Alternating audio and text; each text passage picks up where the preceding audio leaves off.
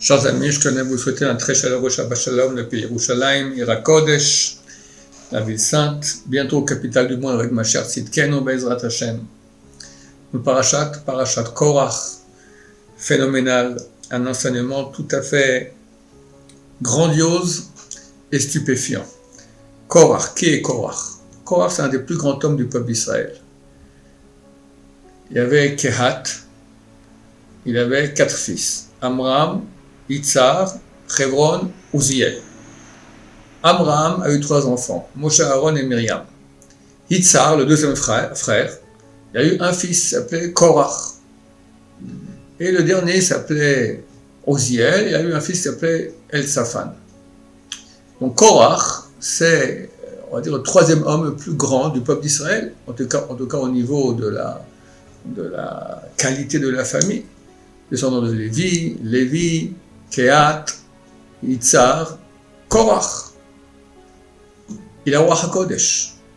Il voit que de lui va sortir Shmuel HaNavi, qui équivaut à Moshe et Aaron, les deux réunis. Il voit que dans sa descendance, il y aura 24 légions de Lévi'im. Donc c'était un homme avec un potentiel énorme. Il a Ruach HaKodesh. C'est un des grands d'Israël. Comment a-t-il fait une erreur pareille de se révolter contre Moshe et Aaron? T'étais au mont Sinaï, t'as entendu comment Dieu a parlé à Moshe. Les sages israéliens ont dit qu'il a un statut d'apostat, d'apikoros. On sait qu'il est en enfer. Tous les jours, on coupe son corps en petits morceaux, on les rôtit dans une casserole, et il crie Hachem Emet, Torah Torah Emet, Moshe Emet, Torah Torah Emet, Moshe il est Emet, et sa Torah aussi. Une punition terrible. Comment on a fait cette erreur-là? Un type aussi grand que cela. Et là, la grande leçon pour nous, chers amis. Ça s'appelle l'intérêt. Il était jaloux. Moshe Rabbeinu a reçu l'ordre de la part d'Hachem de mettre président de la tribu de Lévi le fils du dernier des 4 frères, Elsaphan ben Uziel. Korach a fait un calcul simple, il a dit, je ne comprends pas. Le fils aîné, c'est Amram. Il y a 2 enfants, Moshe et Aaron. Ok, alors Moshe est le roi, Aaron est le grand prêtre. Après, s'il y a déjà un titre honorifique, c'est à moi. Moi, je suis le 3e. Donc, j'aurais dû, moi, être le président de la tribu de Lévi. Et Dieu a dit à Moshe, non, tu prends le fils du 4e, Elsaphan ben Uziel. Lui sera président de la tribu de Lévi. Était jaloux. Jaloux, tout simplement jaloux. Bêtement jaloux. Et à ce point-là, la jalousie l'a aveuglé au point de rentrer dans une marloquette, une dispute contre Moshe Rabbeinu ou contre Hachem, avec une punition terrible et pareille.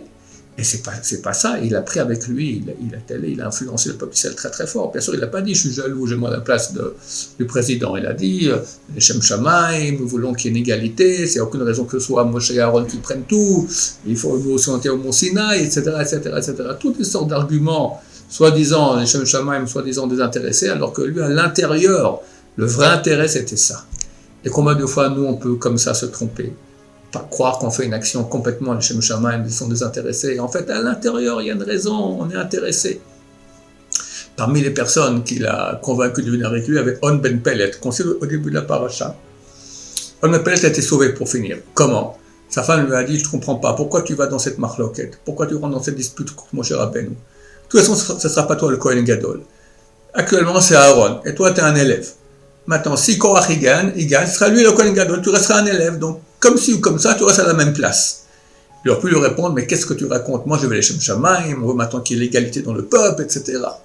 Eh bien, elle a réussi, sa femme intelligente, à lui faire comprendre, regarde, t'as aucun intérêt.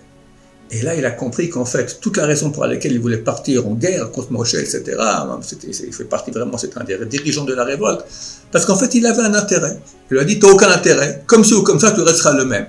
Alors, ils ont fait une combine, elle a saoulé complètement, il s'est mis au lit, et c'était en accord avec les deux, et il lui a dit, comment tu feras s'ils viennent, quand ils viendront le chercher, t'en fais pas. Il s'est mis à la porte, juste derrière la porte, elle a enlevé son foulard, elle coiffait les cheveux. Quand ils sont venus, ils ont vu une femme qui dévoile ses cheveux, ils sont partis. C'était soi-disant, guillemets, des tzadikim. Et ainsi, il a été sauvé. Mais qu'est-ce qui s'est passé? Il s'est rendu compte qu'en fait, tout son militantisme, qui était soi-disant Shem Shamaim, il y avait à la base, il y avait une raison intéressée. Elle lui a montré, t'as tort, t'as aucun intérêt à cela.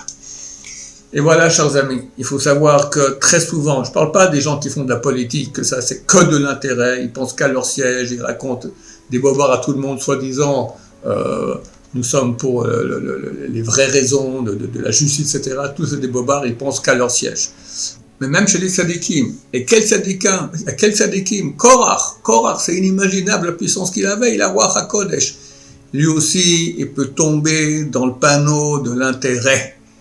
Alors, plus forte raison, nous, les petits minuscules que nous sommes, combien on doit faire attention? Des fois, on va faire une marloquette, on part en dispute parce qu'on croit que vraiment il y a une justice à rendre, etc. C'est complètement faux. En fait, on a tout à fait des intérêts là-dedans. On ne se rend pas compte. Nous sommes convaincus qu'on fait les choses, les Shem Shamayim, qu'on les fait de façon tout à fait 100% pour Dieu, pour la vérité, pour la justice. Et c'est complètement faux. On a intérêt là-dedans. À cause de ça, on fait des erreurs terribles. Donc, bien faire attention. Est-ce qu'on est vraiment des Shem Shamayim? Est-ce qu'on a vraiment maintenant un intérêt à rentrer dans une dispute contre des gens pour la justice, ou bien on a notre intérêt ici, et peut-être on est complètement tordu, et de façon proportionnelle, on n'est pas mieux que Korach, Hachem Ishmor. Et quand on rentre dans une dispute pareille, les conséquences peuvent être terribles. Regardez ce que dit Rashi, le Rambam, disent que le tribunal d'en haut, il juge à partir de l'âge de 20 ans. Le tribunal d'en bas, il juge depuis l'âge de 13 ans. Et là, même des nourrissons ont été avalés par la terre, ont disparu. Des nourrissons qui n'ont rien fait à personne. Les femmes, toute la famille, tout leur bien, tout ça a disparu sous la terre. Tellement c'est grave qu'il y ait une dispute. Donc faisons très attention de ne pas rentrer en dispute, de ne pas soutenir la dispute. Il y a en cela un lave d'oraita, une interdiction de la Torah. Loye ke Korach va'adato, ne pas être comme Korach et sa communauté. Le Hachem qui est que la paix. Je vous souhaite un Shabbat plein de paix, plein de bonheur, plein de présence divine dans vos maisons, plein de services de Dieu désintéressés. Amen, amen. Je vous souhaite un Shabbat Shalom et Chodesh Tov Umvurach.